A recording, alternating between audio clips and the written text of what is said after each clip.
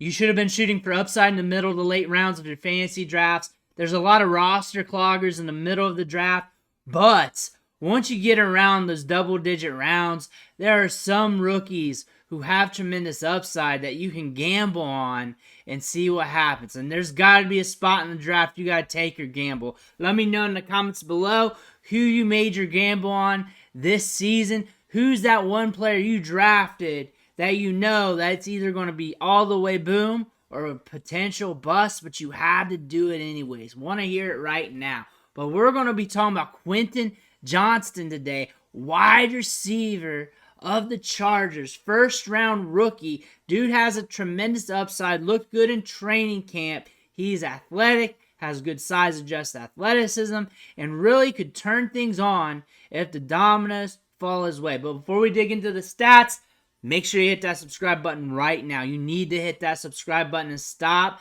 missing out on these deep dives of these players, because soon we're going to be talking about the waiver wire every day. Soon we're going to be doing deep dives on those players. You're going to need to know what these players look like, their story, and the potential odds of how they could hit and whether or not you want them or not. So hit that subscribe button and let's win this championship this year. But let's look at Quentin Johnston. The first thing I'm going to bring up, though, is this tweet from 32 Beat Writers.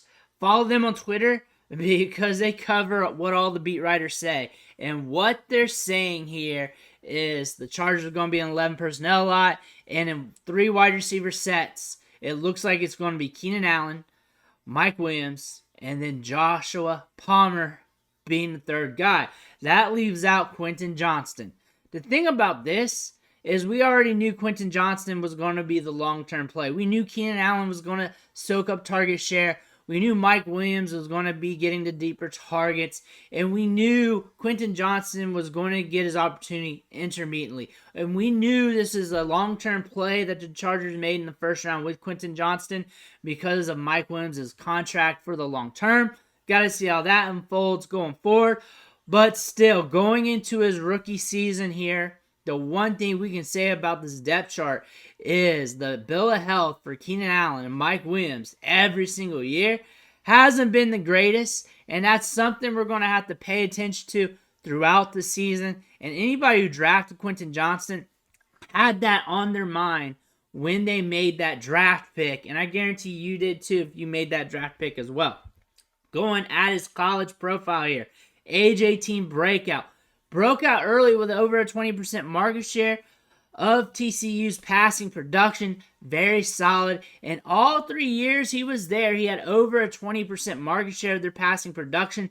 So he was consistent, and he was a key component to the team's passing production. 2.35 yards per team pass attempt last year as well. Dude can be efficient. Dude could be a key contributor of an offense because he proved that in college. Looking at the efficiency metrics, and we are seeing good things here too.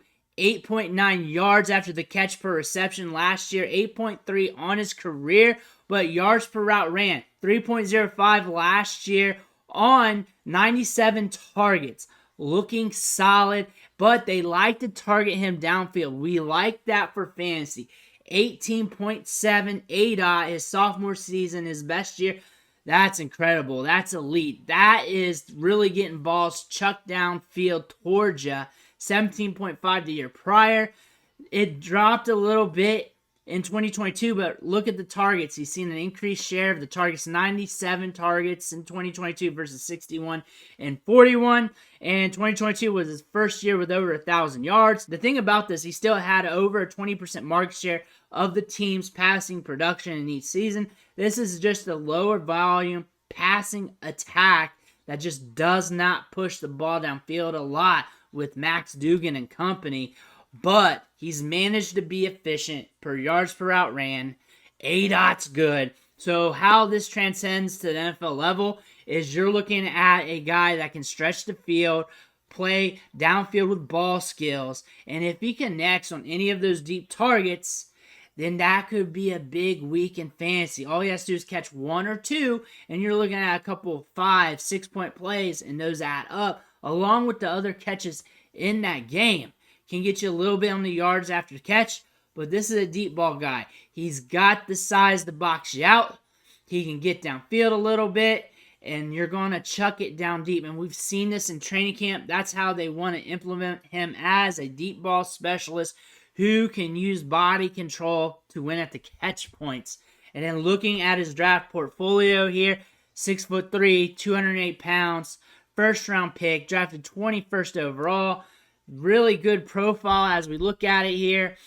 19 breakout age per Dominator rating over at playerprofiler.com. Go check them out. The athleticism metrics, not too shabby, but not the greatest either. 4.57 40-yard dash. 98th percentile speed score because he does have some size to him. Comps to Josh Doctson when you look at the metrics. Former first rounder himself.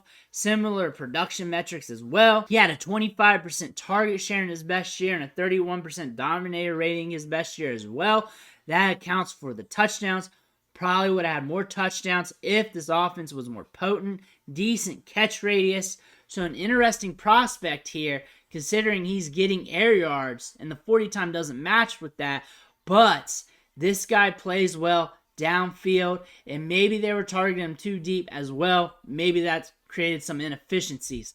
Now looking at the depth chart, this makes things kind of juicy, kind of scary, and it really depends on if you're looking at this half full or half empty. But we got Keenan Allen, Mike Williams, and then per that tweet, Joshua Palmer is ahead of him on the depth chart, and you know Eckler gets a lot of targets, so he might be fourth in line in targets once we get to week 1. Now you're making the case whether you should be drafting him or not, or you should have drafted him or not. But the thing is, the bill of health of Mike Williams, Keenan Allen, even Palmer, especially the two older wide receivers, they've been in and out of lineups for the last few years, and that could create some opportunities for Quentin Johnston. Quentin Johnston does have some talent, could take over in this offense sooner than later, but again, they're going to use the veterans because they should. They know the offense. They got a rapport with Herbert. Herbert likes to sling it downfield, and he likes to throw the deep ball, and they throw over 40 pass attempts a game, so they need the wide receivers on the field doing some things. With that volume, if he does get some opportunity, he could be a big cog on your fantasy team helping you out. And then looking at the price in drafts right now, Underdog Best Ball ADP has him going in the 8th round, and I guarantee you in a lot of home leagues, he went a lot cheaper than that, probably pushing double-digit rounds because there's a lot of degenerate drafters on Underdog, just drafting teams left and right. Some people drafting hundreds of teams, and guys like Quentin Johnston, due to upside, get pushed up the board a little bit, especially when you can get stacks with the quarterback. But Quentin Johnston in home leagues, I see him going a little bit later in drafts, and some of you guys could have snuck away with him at a discount, but he's a pure upside play. He's a rookie lottery ticket. He's got that first-round draft capital strapped to his back.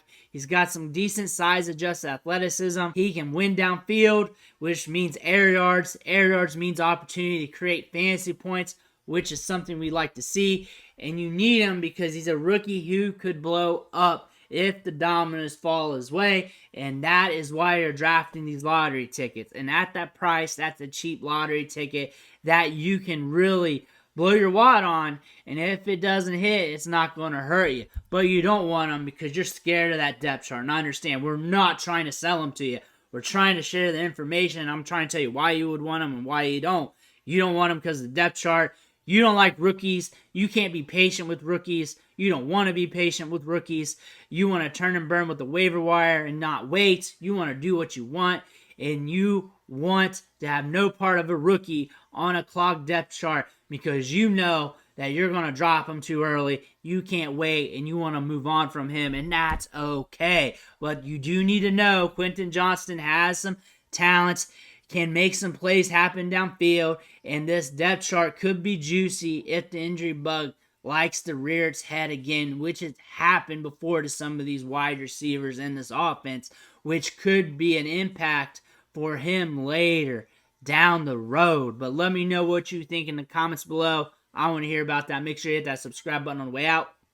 Catch you on the next video.